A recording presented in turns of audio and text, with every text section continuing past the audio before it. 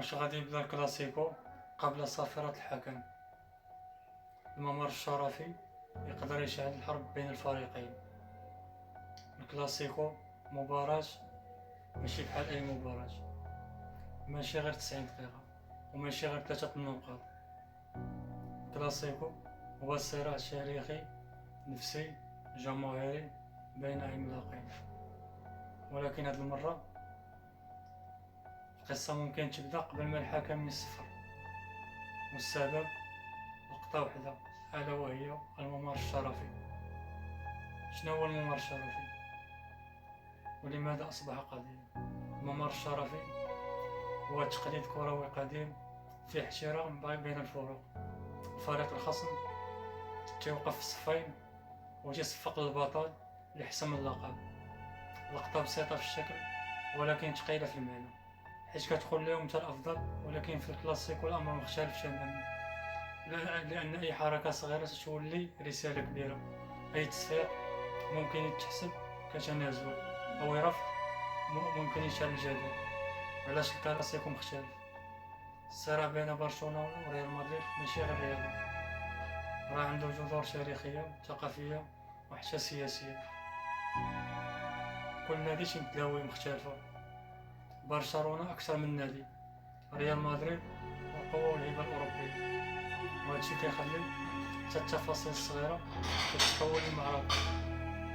الوضع الحالي برشلونة قريبة من اللقب، وما قدرناش حسمنا اللقب لأن الفرق 14 نقطة. وهنا تيبدا السؤال، إلا تحسم اللقب من الكلاسيكو واش ريال مدريد غادي دير الممر الشرفي؟ الموقف الرسمي ديال ريال مدريد تاريخيا، ريال مدريد عندها موقف واضح، تدير الممر الشرفي غير إلا كان اللقب جا من نفس المنافسة.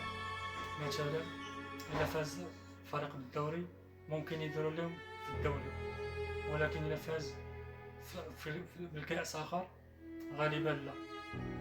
وهادشي شفناه في مواقف سابقة، فاش النادي رفض يدير الممر الشرفي، ولكن الجماهير ما تتشوفش الأمور بهذه البساطة.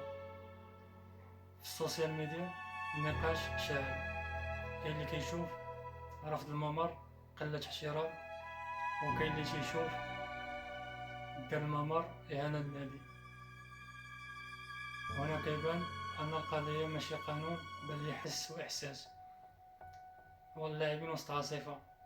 دابا تخيل معايا اللاعبين ديال ريال مدريد داخلين الملعب والكاميرات عليهم والجماهير تتصفر، واش غادي يصفقوا للفريق الخصم التاريخي ديالهم؟ لا، ولا غادي يوقفوا بلا حركة. هاد اللحظة بوحدها تقدر تأثر على نفسياتهم في الماتش كامل. الضغط النفسي أخطر من التكتيك. الكلاسيكو غالبا ما تتحسمش غير بالخطة بل بالحالة النفسية. إلا داروا الممر الشرفي ممكن يعطي دفعة معنوية لبرشلونة، ويحسوا اللاعبين بشي نوع من الضغط. إلا ما داروش الجمهور ديال برشلونة غادي يشعل، واللاعبين غادي يدخلوا في الماتش بطريقة انتقامية. يعني في جميع الحالات الضغط كاين. تخيل السيناريو، الملعب عامر، الجماهير كتغوت، الكاميرات كتصور كل حركة، برشلونة داخلة بثقة البطل وواقفة، ثواني الصمت. واش غادي نشوفو التصفيق ولا الصدمة؟ في هذه اللحظة ممكن تكون أقوى من الهدف الأول. التاريخ يعيد نفسه. في الكلاسيكو سبق وقعات مواقف مشابهة، وكل مرة قرار كان تيخلق الجدل.